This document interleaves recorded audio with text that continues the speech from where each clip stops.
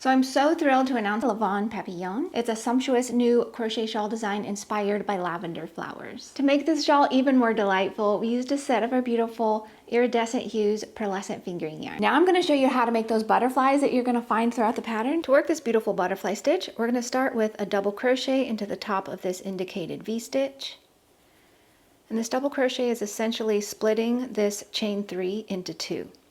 So to get started with one of our wings, we're going to work into this section here. So yarn over, you're going to kind of turn your work, and from back to front, insert your hook into that chain 3 from the row below. And we're going to pull up a loop, and we're going to do that 5 times. So there's 1, yarn over, insert, pull up a loop, that's 2. And you can give a little tug, 3, 4, and 5.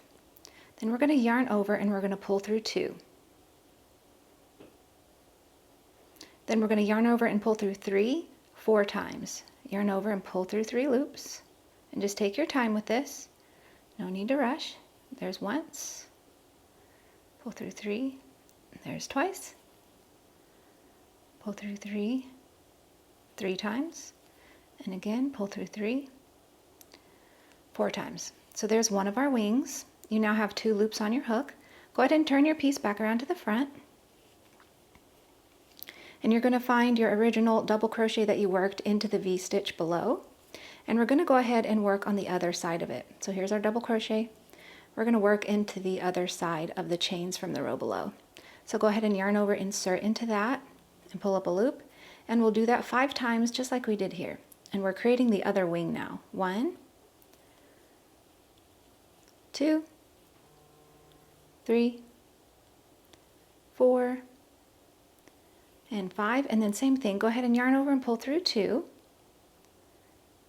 1, 2, and then yarn over, pull through 3, 1, 2, 3, that's once, yarn over, pull through 3,